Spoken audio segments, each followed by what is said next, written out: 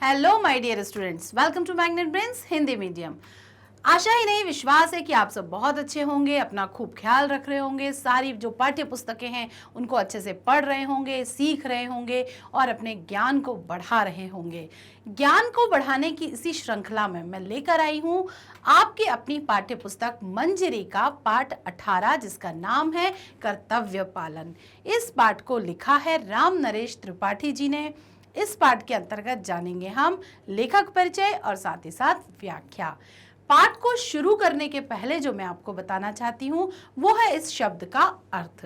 कर्तव्य पालन, हमने हमेशा जाना है कि हमारे ये कर्तव्य हैं, इन कर्तव्यों को हमें निभाना है। तो कोई ऐसा व्यक्ति जिसे अपने कर्तव्य पालन करने के लिए किसी की देखरेख की आवश्यकता ना पड़े, जो किसी कोई हमें देख रहा है या नहीं देख रहा है, उसके समक्ष सिर्फ एक ही बात होती है कि ये मेरा कर्तव्य है और इसका पालन मुझे करना है। इतनी ईमानदारी के भाव से अगर कोई व्यक्ति अपने कर्तव्य का पालन करता है तो वो हमारे एक पात्र के रूप में ही प्रसिद्धि पा लेता है। तो आइए शुरू करते हैं ये कहानी, जिसमें एक वन रक्षक का अर्थ होता है जब किसी राज्य की जो सीमा होती है, सरहद, जहां जहां तक उनका वन फैला होता है, उसकी देखभाल करने के लिए जो नियुक्त किया जाता है ना, उसकी रक्षा करने, उसकी देखभाल करने के लिए जो व्यक्ति नियुक्त किया जाता है वो कहलाता है वन रक्षक। तो उसी वन रक्षक के कर्तव्य पालन की एक कहानी राम नरेश त्रिपाठी जी ने लिखी है। कहानी शुरू करने से पहले जानते हैं हमारे लेखक का परिचय।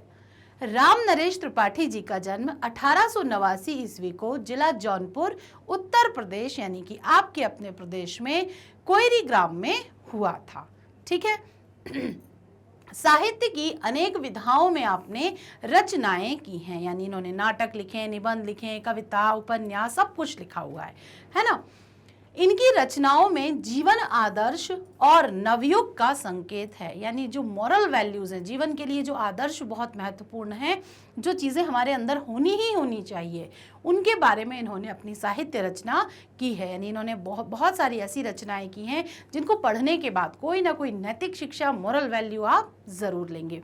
जैसे कि आज का पाठ, इस कर्तव्य पालन को पढ़ने के बाद निश्चित रूप से आप ये जान जाएंगे कि व्यक्ति को अपने अधिकारों का प्रयोग तो करना ही चाहिए, लेकिन कर्तव्यों का पालन, जो हमारी ड्यूटीज़ हैं उनका पालन भी कितना ज़रूरी है और किस प्रकार करना चाहिए, उनका पालन करने से क्या लाभ होता है, वो सब हम इस पाठ में जानेंगे। आप द्वारा रचित पथिक, मिलन, मानसी और स्वप्न आपकी प्रमुख कृतियां हैं, यानी इन्होंने काव्य रचनाएं भी की हैं, गद्य के साथ साथ काव्य रचनाएं भी की हैं। ये इनकी प्रमुख काव्य कृतियां हैं। साथ ही साथ 16 जनवरी 1962 में इनका देहावसान हो गया था। देहावसान यानी कि मृत्यु इनकी हो गई थी। ऐसे महान व्यक्तित्व को ईश्वर ने अपने श्री चरणों में स्थान दे दिया था। चलिए आगे देखते हैं कि राम नरेश त्रिपाठी जी ने इस पाठ को, कर्तव्य पालन को हमें सिखाने के लिए किन शब्दों में और कितने सुंदर ढंग से उसको एक कहानी के माध्यम से गूंथा है। संवाद शैली में ये पाठ लिखा गया है। प्रस्तुत एकांकी में ये पाठ जो है, ये गद्य की कौन सी विधा है? एकांकी है। एकांकी का अर्थ होता है सिर्फ एक कहानी, एक घटना को लिया गया पूरा एक वर्णन, साथ ही साथ इसके हैं कुछ पात्र और इस घटना का संपूर्ण वर्णन इस पाठ में दिया गया है। मोरल वैल्यू, यानी कि इस पाठ से एक नैतिक शिक्षा भी आपको मिलेगी जो है कर्तव्य पालन से संबंधित। तो प्रस्तुत एकांकी में वन रक्षक के कर्तव्य पालन का सहज, सुंदर और रोचक वर्णन है। सहज क्यों है? क्योंकि बहुत साधारण शब्दों में इतनी बड़ी बात कहने की कोशिश की गई है। सुंदर क्यों है? क्योंकि इतना सुंदर भाव है ये कर्तव्य पालन, इसकी बड़ी ही सुंदर अभिव्यक्ति इन्होंने इस पाठ में की है। और रोचक क्यों है? क्योंकि हर पंक्ति को पढ़ने के बाद आपको लगेगा कि अब आगे क्या होने वाला है, आगे क्या होने वाला है। तो ये चीज़ रोचकता यानी कि इंटरेस्ट भी बनाए रखेगी। जैसे अभी आपको लग रहा होगा कि मैम आज क्या पढ़ाने वाली हैं, आज हम इस कहानी में क्या पढ़ने वाले हैं, तो इंतज़ार की घड़ियां करते हैं खत्म और शुरू करते हैं इस एकांकी को।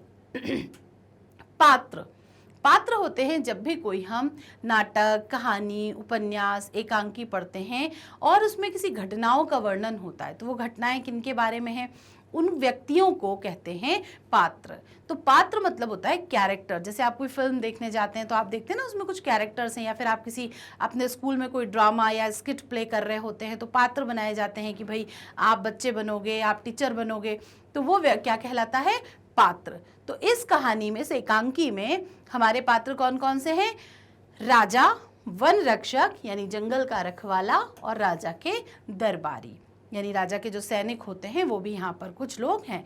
तो बहुत अधिक पात्र नहीं हैं, है ना, कम पात्रों में बनाई गई ये बड़ी ही बेहतरीन एकांकी है। स्थान यहाँ पर जंगल का रास्ता या जंगल के बीच ये घटना हुई है। समय शाम का समय है। जब भी आप एकांकी लिखते हैं, एकांकी की रचना करते हैं, या कभी आप लिखने के शौकीन हैं, तो ये ध्यान दें, सबसे पहले जो उसकी प्रमुख चीज़ें हैं वो ये हैं कि सबसे पहले में पात्रों का वर्णन करना है, फिर स्थान के बारे में बताना है, समय के बारे में बताना है। राजा जंगल से निकलकर एक रास्ते के किनारे खड़ा है, यहाँ से शुरू होती है एकांकी। यानी जंगल का दृश्य है और जंगल से निकलकर वो एक रास्ते में किनारे की ओर यानी रोड साइड खड़ा हुआ है। राजा अकाएक पहुंचकर, यह तो किसी के घर का रास्ता लगता है, यानी उसको ऐसा लगा कि ये किसी का, ये रास्ता जो है किसी के घर की तरफ जा रहा है। यह सबके लिए खुला नहीं हो सकता, भाई जिसका घर है वो रास्ता उसी के घर में जा रहा है, तो हर कोई के लिए वो सामान्य रास्ता तो नहीं होगा ना कि वो कोई भी व्यक्ति वहां चला जाए, वो किसी व्यक्ति के घर का खास रास्ता था। खड़े खड़े होंठों पर उंगली रखकर ऐसे, मैं राजा हूं, इस तरीके से वो सोच रहा है, मैं राजा हूं, आश्चर्य है अंधेरा मेरी कोई परवाह नहीं कर रहा है। यानी राजा से तो सब डरते हैं, लेकिन उस समय अभी हमने इसके प्रीवियस स्लाइड में आपने देखा कि वहां शाम के वक्त की बात हो रही है। तो अब धीरे धीरे शाम किस में परिवर्तित होती जा रही है, रात में। अंधेरा धीरे धीरे बढ़ रहा है। देखिए कितना सुंदर वर्णन करते हैं ये लोग कि यहाँ पर सिर्फ ये एक पंक्ति लिखी है इन्होंने कि अंधेरा मेरी कुछ भी परवाह नहीं करता, और वो बढ़ता जा रहा है, यानी कि धीरे धीरे रात हो रही है ना। तो अंधेरा मुझसे डर नहीं रहा है कि एक राजा के सामने मैं अंधकार कर रहा हूं, और वो बढ़ता ही जा रहा है। मामूली आदमी की तरह मैं भी भूल और भटक सकता हूं, यानी अगर मैं राजा हूं तो क्या हुआ, मैं भी तो रास्ता भटक सकता हूं, मैं भी कोई गलती कर सकता हूं। तो वह अपने आप से ये बातें कर रहा है। पूरब, पश्चिम, उत्तर, दक्षिण दिशाएं भी जो मेरा आतंक मानती हैं, इस समय सब चुपचाप है। यानी उस समय राजा अकेला वहां पर खड़ा हुआ है, चारों तरफ देख रहा है, लेकिन उसको कुछ समझ में नहीं आ रहा कि यहाँ जाऊं, यहाँ जाऊं, यहाँ जाऊं या पीछे की तरफ जाऊं। यानी वो रास्ता भटक गया है। ठीक है, अब राजा को क्या लग रहा है कि राजा के राज्य में एक परिंदा भी राजा की मर्जी से पंख फैलाता था, लेकिन यहाँ तो कोई उसकी सुन ही नहीं रहा है। अंधेरा बढ़ता चला आ रहा है, दिशाएं चुप हैं, कोई दिशाएं मुझे रास्ता नहीं बता रही हैं। तो राजा अपनी ही उधेड़ बुन में ये बातें कर रहा है। दरबार में बढ़ चढ़कर बातें करने वाली मेरी बुद्धि इस समय बता नहीं सकती कि मैं किधर जाऊं। यानी इतना बड़ा राज्य मैं संभाल लेता हूं, दरबार में मेरी बुद्धि इतनी चलती है, लेकिन इस समय जंगल में मुझे समझ में नहीं आ रहा, मेरी बुद्धि काम ही नहीं कर रही है कि मैं किधर जाऊं, किस रास्ते को चुनूं। किसी की आहट सुनता है, अचानक उसको महसूस हुआ कि कोई आ रहा है। मुझे क्या करना चाहिए, क्या कुछ राजापन दिखाऊं? कौन हो तुम, क्यों यहाँ पर आए हो, क्या ढूंढते हुए आए हो? क्या मैं उससे ये सवाल करूं, या फिर नहीं, फेंको इस राजापन के ढोंग को, चलो साधारण मनुष्य होने का लाभ लेता हूं। यानी वो भी अपने राजा के और राजसी ताने बाने से तंग आ चुका है, और उसने क्या कहा, एक साधारण मनुष्य बन के देखता हूं कि क्या होता है। तो उसने बिल्कुल भी ये महसूस नहीं कराया कि वो कोई राजा है, एक साधारण मनुष्य की भांति वो वहां पर खड़ा रहा। वन रक्षक का प्रवेश, ये देखिए एकांकी की एक विशेषता होती है कि यहाँ सीन वाइज मतलब दृश्य के आपको वर्णन दिया रहता है कि अब वन रक्षक का प्रवेश हो गया है। वन रक्षक, आज मैं बदमाश को पकड़ पाया, यानी बहुत दिन से जिसे वो ढूंढ रहा था, वो आज उसको लगा कि मैंने आज उसे पकड़ लिया। तुम कौन हो? राजा ने कहा, मैं बदमाश नहीं, मैं तुमको विश्वास दिलाता हूँ। वन रक्षक, अच्छी बात है, ये बंदूक किसने चलाई? वो वन रक्षक जो है गन की आवाज सुन के, जंगल में शिकार खेलने लोग आए होते हैं ना, तो वो बंदूक की आवाज सुन के आया था। राजा, मैंने नहीं चलाई। वन रक्षक तिरस्कार के स्वर में, यानी इग्नोर करते हुए, तुम झूठ बोलते हो, राजा मन में, झूठ बोलता हूँ? कैसे दुख की बात है कि मैं एक राजा होकर यहाँ पर अपराधी की तरह खड़ा हूँ और सुन रहा हूँ। तुम मेरी बात का विश्वास करो भाई, बंदूक मैंने नहीं चलाई। राजा ने यह भरोसा दिलाने की कोशिश की कि बंदूक मैंने नहीं चलाई। वन रक्षक, अच्छा इधर आओ, तुमने राजा के एक हिरन को गोली मारी क्या नहीं मारी? राजा, नहीं, सचमुच नहीं, मैं तो खुद राजा का बहुत सम्मान करता हूँ। मैंने भी गोली की आवाज सुनी थी और मुझे भय है कि जरूर इस जंगल में कोई चोर या डाकू छुपे हुए हैं। राजा ने अपनी बात कही। वन रक्षक, मुझे यकीन नहीं, खैर तुम कौन हो, तुम्हारा नाम क्या है? वन रक्षक ने इस तरीके के सवाल किए। राजा गंभीर होकर, मेरा नाम? राजा को लगा ये मुझे पहचान जाएगा, लेकिन ये तो मुझसे मेरा नाम पूछ रहा है। वन रक्षक, हाँ, तुम्हारा नाम, तुम्हारा कोई नाम तो होगा ही ना। क्या है, क्या नाम है, कहाँ रहते हो, करते क्या हो? ये सारे प्रश्न वन रक्षक ने राजा से पूछे, जो राजा को एक सामान्य व्यक्ति समझ रहा था। राजा, इन प्रश्नों का उत्तर देने का मुझे अभ्यास नहीं है। राजा से कभी आज तक किसी ने उसका नाम, काम ये सब पूछा ही नहीं, तो राजा को अपना इंट्रोडक्शन देते बन ही नहीं रहा था, उसे पता ही नहीं था कि कैसे इन सवालों के जवाब दें।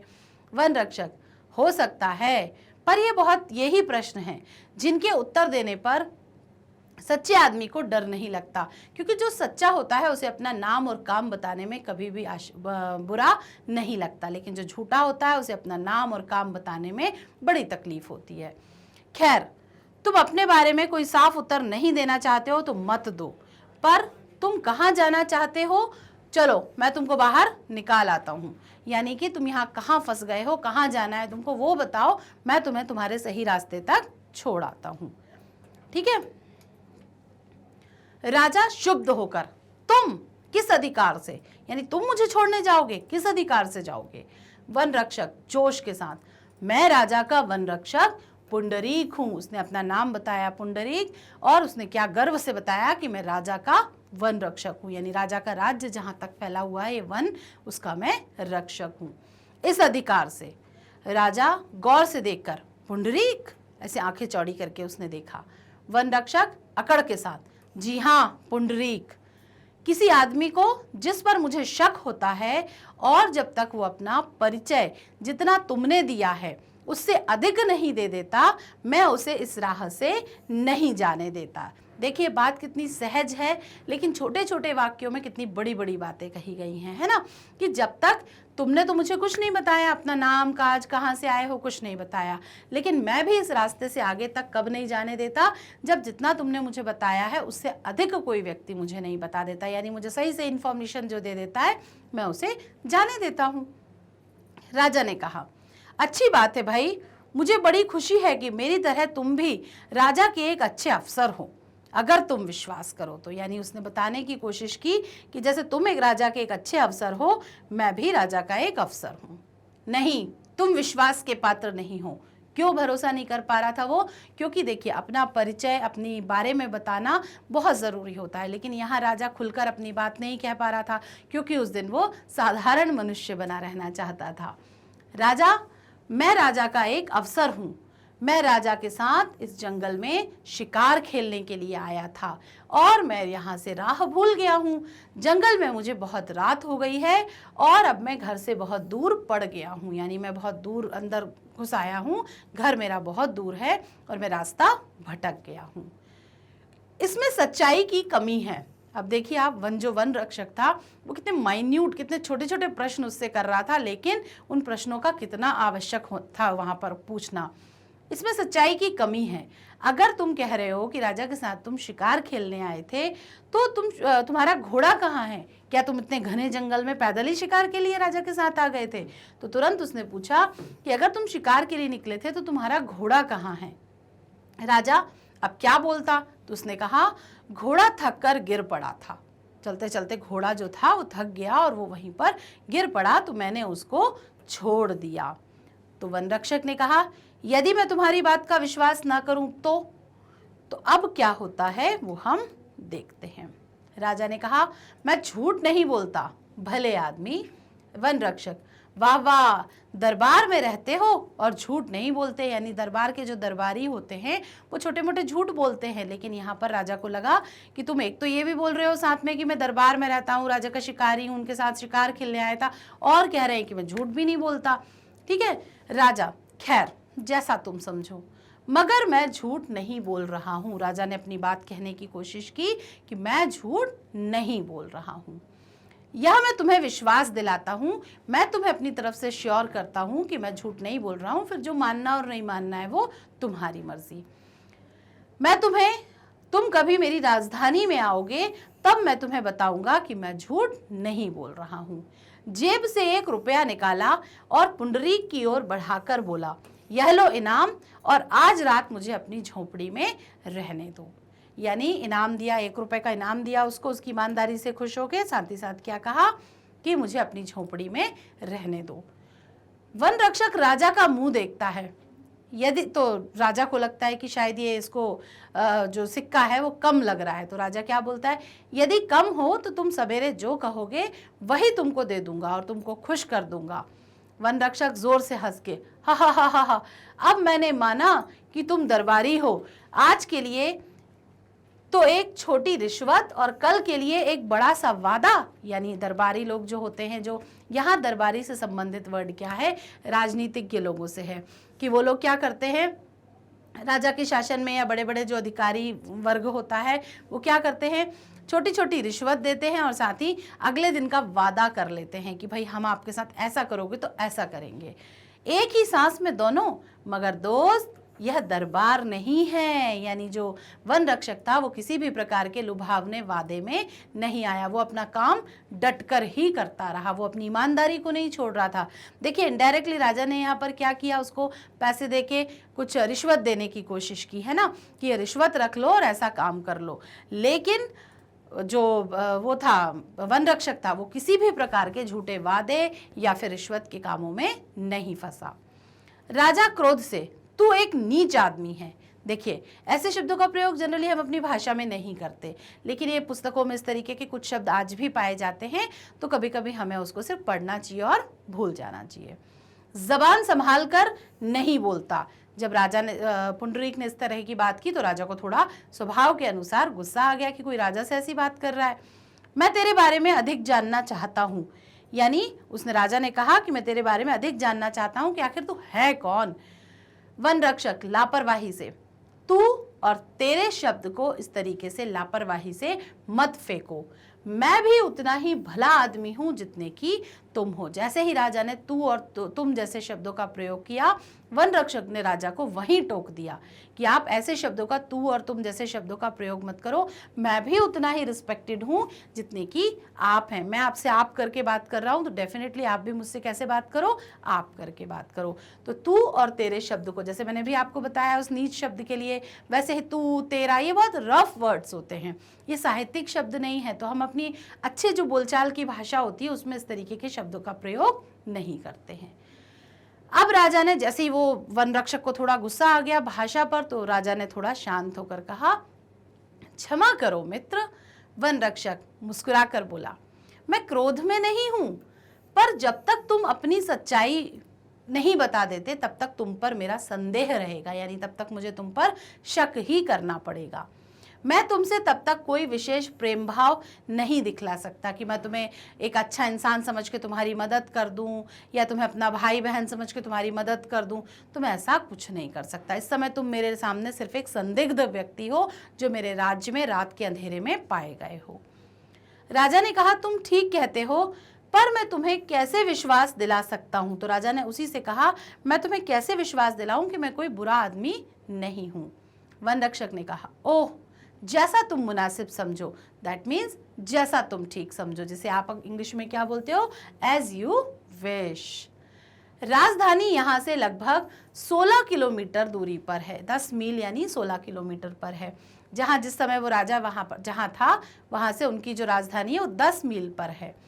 तुम अभी राजधानी जाना चाहोगे तो मैं तुम्हें रास्ता बता देता हूँ, और अगर तुम रात भर इस गरीब की झोपड़े में ही रहना गुजारना चाहते हो, रात टिकना पसंद करोगे, तो मेरे सर आंखों पर रहो, सवेरे मैं तुम्हारे साथ चलूंगा और जहां तुम जाना चाहते हो वहां छोड़ दूंगा।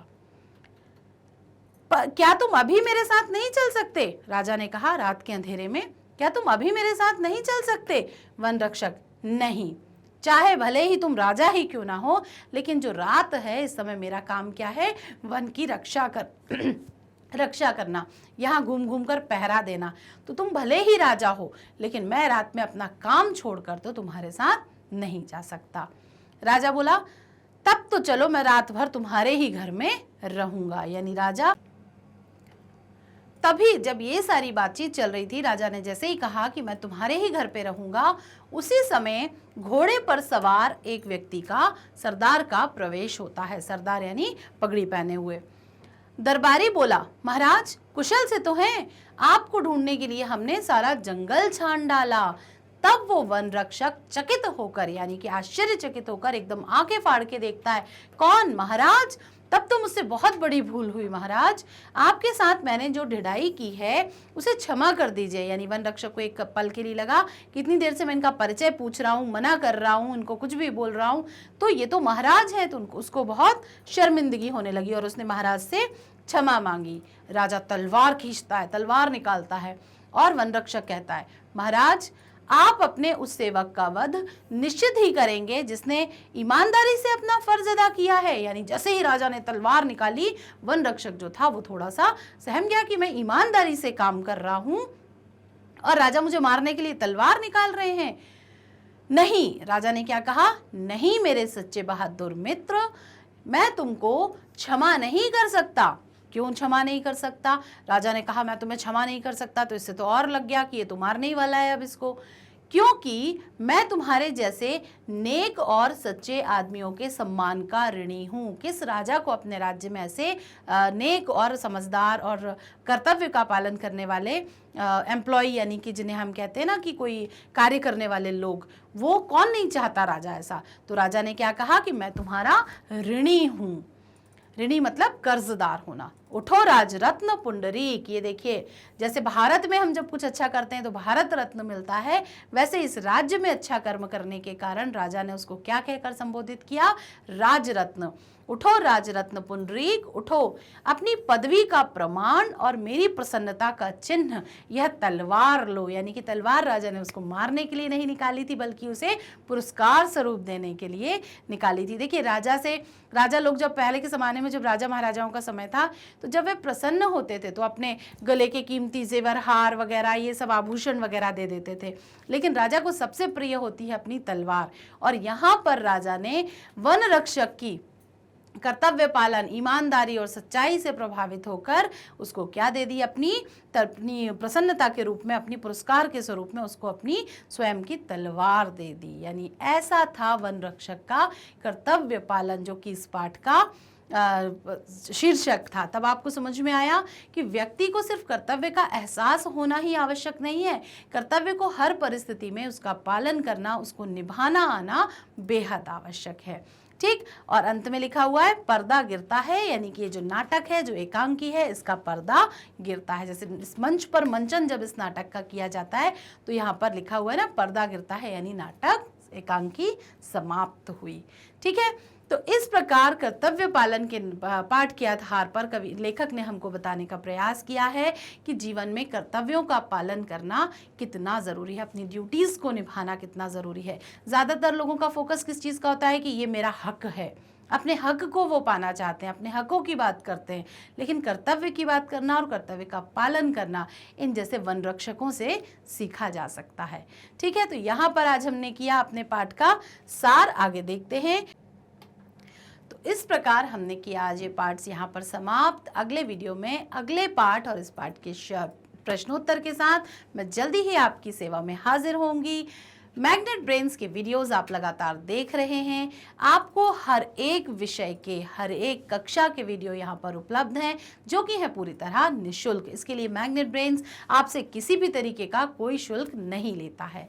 मैग्नेट ब्रेन्स आपके लिए लाया है उपहारों की ये पोटली। चलिए देखते हैं इसमें क्या क्या है। CBSE English medium, CBSE Hindi medium, UP board, Bihar board, NTSC, CUET, olympiad और साथ ही साथ स्पोकन इंग्लिश। तो ये सारी की सारी जो खजाने हैं ये सिर्फ आपके लिए हैं। बुक्स और ई बुक्स का भी यहाँ पर बहुत अच्छा कलेक्शन है, लिंक डिस्क्रिप्शन बॉक्स में दी गई है। जैसे ही आप डिस्क्रिप्शन बॉक्स में इस लिंक को क्लिक करेंगे एक गूगल फॉर्म ओपन होगा, गूगल फॉर्म को फिल कीजिए, जानकारी आएगी हमारे पास और आपकी आवश्यक चीज़ें पहुंचेंगी आपके पास। हमसे संपर्क करने के लिए आप फेसबुक, इंस्टाग्राम, ट्विटर और टेलीग्राम की मदद ले सकते हैं। वीडियोस को लाइक, सब्सक्राइब और शेयर करना ना भूलें। शेयरिंग ज़रूरी है क्योंकि ज्ञान बांटने से बढ़ता है। अपना खास ख्याल रखें।